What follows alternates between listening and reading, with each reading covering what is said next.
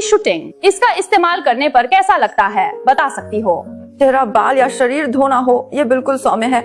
कोई चुभन नहीं, ताजगी और बिल्कुल बिना चिपचिपाहट।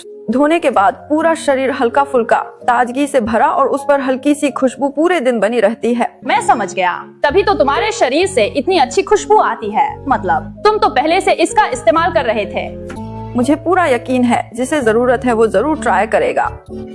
शूटिंग शानदार। अब मुझे पूरा यकीन है कि ये प्लान तुम्हारा ही है।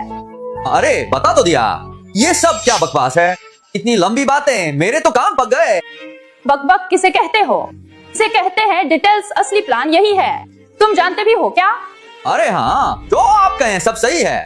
वो मैनेजर, आज तुम्हें 2 बातों के लिए बुलाया है। ये पहली बात है, हमारी कंपनी में साफ साफ है, खाने पीने और रहने का पूरा इंतजाम है। मैंने कब तुम्हें कहा था कि उनके खाने का पैसा वसूलो? अरे बॉस, मैं तो आपके लिए कमाई बढ़ाने की कोशिश कर रहा था। मेरे लिए कमाई बढ़ाना वो क्या होता है?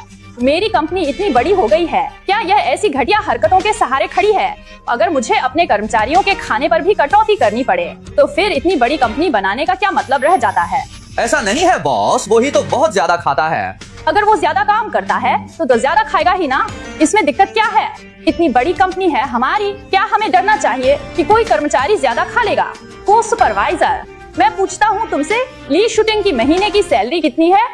जितना तय हुआ है उतना ही देते हैं, 300 देते हैं। 300 रुपए? को प्रबंधक, आज मैं पूछता हूँ तुमसे, ये ली शूटिंग की सैलरी आखिर गई कहाँ? मैंने उसके लिए रख छोड़ी है, मैं ही संभाल रहा हूँ। तुम उसकी सैलरी संभाल कर क्यों रखते हो? आखिर तुम उसके कौन हो? तुम किस हक से किसी की सैलरी संभालते हो? क्या तुम्हें दिखता नहीं है क्या? वो गांव से आया है, शहर में सिर्फ इसी सैलरी के सहारे अपने परिवार का पेट पालता है। अब तुमने उसकी पूरी सैलरी काट ली, क्या उसके घर वालों को भूखा मरने के लिए छोड़ना है?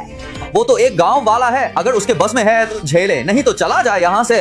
गौ प्रबंधक, तुम खुद सुनो, ये कोई इंसानों जैसी बात है? क्यों गांव के लोग ही क्यों भूखे रहें? अगर तुम यही सोचते हो तो सुनो, तुम्हारी सैलरी अब अगले महीने से सीधा साल के अंत में मिलेगी। ऐसा मत करना बॉस, ये पैसे मैंने रात रात जाकर कमाए हैं, आप इन्हें रोक नहीं सकते।